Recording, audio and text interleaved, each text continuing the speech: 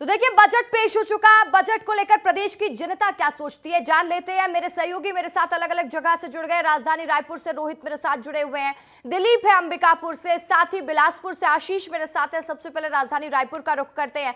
रोहित, देखिए बजट पेश कर दिया वित्त मंत्री ओपी चौधरी ने, किस तरीके से जनता उसे देख रही है, आप कहां पर मौजूद है रोहित, बताइएगा। बिल्कुल, देखिए व्यापारियों ने इस बजट को बखूबी समझा है और उसी बारीकों को वो जो है वो समझते हुए नजर आए। लेकिन सबसे पहले तस्वीर में दिखाता हूं कि सभी लोगों ने विस्तार न्यूज पर भरोसा जताया और विस्तार न्यूज को ही देखा है और बजट की हर बारीकी को जाना है, किस तरह का बजट रहा। अमर परवानी जी हैं, उन्हीं से बातचीत करते हैं क्योंकि वही बताएंगे कि इस बार बजट पे क्या खास रहा, कैसे खास रहा और किस वर्गों के लिए खास रहा। अमर जी हैं, क्या आप लोग ने भी कई तरह की चीजें कही होंगी, उसका इम्प्लीमेंट दिखा? मैं सबसे पहले आदरणीय वित्त मंत्री जी का और सीएम साहब का बहुत आभार व्यक्त करता हूं, धन्यवाद देता हूं कि हमारी चैम्बर की मांगों को उन्होंने इस आज के बजट भाषण में वित्त मंत्री जी ने उसको अप्रूव किया। जैसे हमारी रियायती दर पे हमारी चैम्बर की भूमि को उन्होंने अनाउंस किया। हमने ईवे बिल की हमारी डिमांड रखी थी, उसको उन्होंने डबल कर दिया, 50,000 से 1 लाख की लिमिट कर दिया। अब जो वैट में हम लोग सरल समाधान की बात कर रहे थे, तो सरल समाधान के एवज में उन्होंने तो सीधा 62,500 जो हमारे व्यापारियों का करीब 25,000 के नीचे का अगर कोई डिस्प्यूट है तो उसको माफ़ी कर दिया। तो उसमें उनके लीगल फीस है या जो कंप्लाइंसेस बर्डन है सीधा ख़त्म कर दिए। हम लोगों ने उनको एक सुझाव दिया था कि प्लग इन होना चाहिए, जो इंजीनियरिंग कॉलेज से बच्चे निकलते हैं आईटी के लिए, उसके उन्होंने प्रावधान रख लिया।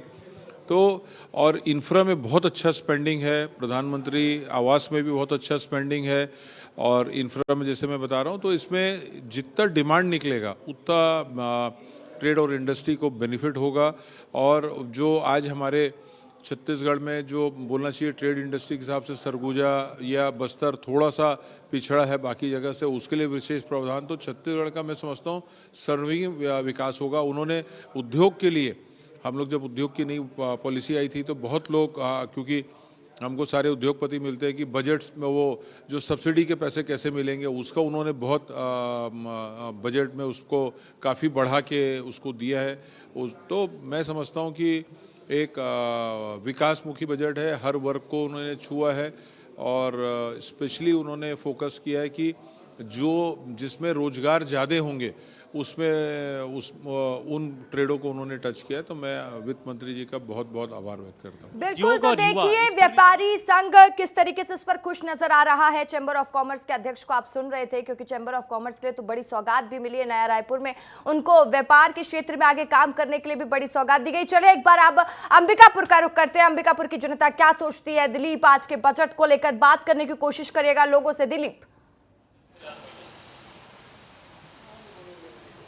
देखिए, अंबिकापुर को बहुत सारी ऐसे उपलब्धियां जो हो सकती हैं आने वाले दिनों में जो बजट में शामिल किया गया है। सबसे बड़ा जो बजट में जो शामिल हुआ है, अंबिकापुर शहर से सीधे उत्तर प्रदेश तक जोड़ने के लिए 4 लेन सड़क का निर्माण किया जाएगा। ये सरगुजा के लोगों के लिए बहुत बड़ी सौगात कही जा सकती है, क्योंकि अगर आपको अंबिकापुर से उत्तर प्रदेश जाना है तो सड़क इतनी जर्जर है और इतनी सकरी है कि इसकी वजह से लोगों को घंटों लग जाते हैं। लेकिन अगर 4 लेन हो जाता है तो लोगों का समय बचेगा, वहीं जो उत्तर प्रदेश से जो छत्तीसगढ़ का जो जुड़ाव है वो अधिक हो पाएगा। इसके अलावा आपका मनेंद्रगढ़ है, जसपुर है, यहाँ पर फिजियोथेरेपी कॉलेज खोलने की बात कही गई है। बांस की खेती को प्रोत्साहन देने के लिए 10 करोड़ रुपए का प्रोत्साहन दिया जाएगा। इसके अलावा तमाम स्टेडियम का निर्माण किया जाएगा, लाइब्रेरी के निर्माण किए जाएंगे। मतलब सरगुजा संभाग को बहुत हद तक बजट में शामिल किया गया है, क्योंकि मुख्यमंत्री का संभाग क्षेत्र है, जिला है। यही वजह है कि यहाँ पे बहुत सारे जो इंफ्रास्ट्रक्चर के जो काम होने वाले हैं माना जा रहा है कि 1 साल के अंदर होंगे। और इन सारी चीज़ों को लेकर लोग आखिर क्या सोच रहे हैं उनसे हम बात करेंगे और जानेंगे। बताइए, इतने सारे काम के लिए आज उन्होंने घोषणा कर दिया है, बजट में शामिल किया गया, सरगुजा कितना पंख लगेगा, क्या लगता है? देखिए, बजट में जिस तरह से इन्होंने घोषणा किया है, अब ये देखते हैं कि वो पेपरों में रहेगा या धरातल पे आता है। यहाँ सबसे प्रमुख जो मुद्दा रहा है संत घरिया गुरु विश्वविद्यालय, जो अभी भकुरा में जा चुका है और वहाँ इतनी जर्जर व्यवस्था, मुझे लगता है भी उन्होंने प्रावधान कर दिया। प्रावधान तो किया है, लेकिन सन 2008 से बना हुआ है, तब तक बीजेपी की सरकार थी और कई बार प्रावधान किया गया, लेकिन विश्वविद्यालय का हालत आज भी किसी से छुपा नहीं है। कितना वो सुधर सकता है, छात्रों के लिए क्या हो सकता है, कोई प्रोफेशनल कोर्स का कोई इसमें चर्चा नहीं। इनका कहना है कि एजुकेशन पर ध्यान नहीं दिया गया है, इनका कहने का लाभ वही है। आप क्या सोच रहे हैं जिस तरीके से बजट में शामिल किए गए हैं बहुत सारे कार्य? देखिए, आपके चैनल के माध्यम से बोलूँगा कि वित्त मंत्री जी अभी सड़क के बारे में जो अंबिकापुर 4 लेन बनारस के लिए, हम उनका स्वागत करते हैं, मगर यही मुझे तो ये लगता है कि कहीं 15 लाख वाला मोदी जी वाला योजना भी तो नहीं रह जाएगा, सड़क बन ठीक है, जाएगी। चलिए अब जान लेते हैं कि बिलासपुर की जनता क्या सोचती है। आशीष बात करिएगा लोगों से। दुर्ग से दिलीप मेरे सहयोगी भी मेरे साथ लाइव जुड़ गए, दुर्ग का भी रुख करेंगे, लेकिन पहले बिलासपुर चलते हैं। आशीष, देखिए रसिका, मैं फिलहाल जो है बस स्टैंड पर मौजूद हूँ। यहाँ आम आदमी जो है अपनी सफ़र तय करता है मंजिल के लिए। हम उनसे जानते हैं कि आज जो बजट पेश हुआ है, जिस तरह से पेट्रोल के दाम कम हुए हैं 1 रुपये, इससे उनके जीवन पर क्या असर पड़ना है। भैया बताइए, 1 रुपये जो है पेट्रोल का दाम कम हुआ है, आपके जीवन पर इसका क्या असर पड़ेगा?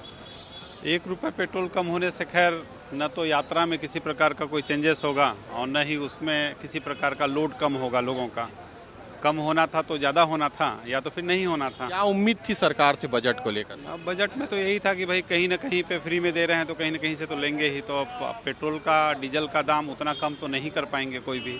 जब देना है 2500 उधर देना है, 1000 रुपया महीना इधर देना है, चारों तरफ से दे रहे हैं तो पैसा कहीं ना कहीं से लेंगे ही। बजट तब तो चले। व्यावहारिक रूप से जो बजट आया है, मान लीजिए इंफ्रास्ट्रक्चर, विकास, बाकी सारी चीज़ों को, उद्योगों के लिए कैसा मानते हैं इस बार जो है? अच्छा ही है, बहुत ज़्यादा खैर उसके बारे में नॉलेज तो नहीं है, लेकिन जैसा मैं समझता हूँ ठीक ही है। बहुत बुरा, बहुत ख़राब स्थिति नहीं है। जैसा भी बजट पेश किए हैं अच्छा ही है। कहाँ जा रहे हैं आप? मैं रामानुजनगर, श्रीनगर जा रहा हूँ। देखिए, रामानुजनगर जा रहे हैं, गुड़िया है इनके साथ में। एक युवा जो है क्या सोचती है, उससे भी पूछ लेते हैं कि सरकार से क्या उम्मीद है बेटा आपको?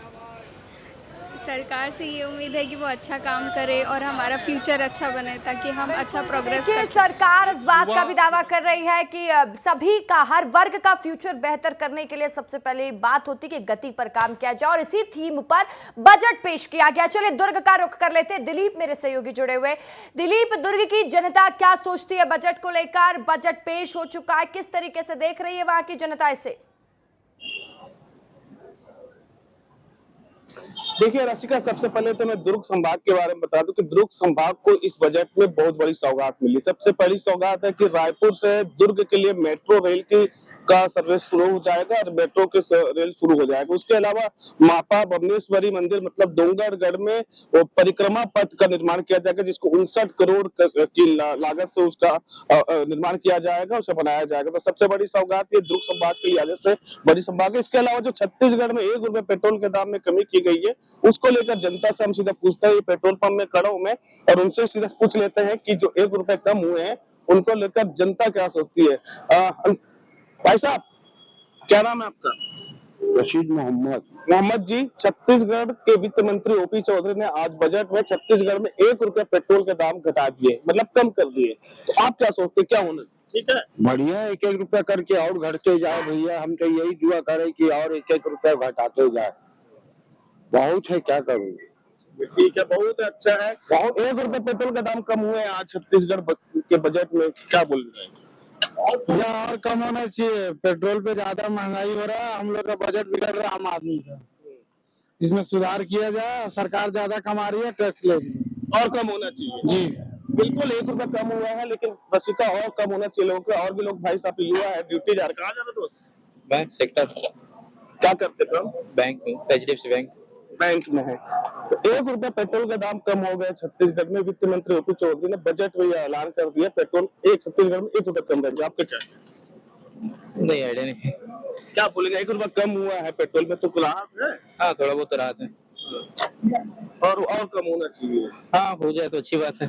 चलिए और भाई साहब से बात करते हैं। एसएमएस से पैसा वाले डिपार्टमेंट से लग रहे हैं। तो देखिए बजट को लेकर लोगों में उत्साह भी देखा जा रहा है। इस बार के बजट से लोगों को कई उम्मीद थी, वो उम्मीद पूरी होती भी दिखाई दी और हर वर्ग को साधा गया बजट पे। बहुत शुक्रिया दिलीप आपका, आशीष आपका, साथ ही हमारे तमाम सहयोगी जो जानकारी दे रहे थे, तस्वीरें दिखा रहे थे। बहुत शुक्रिया आप सभी का।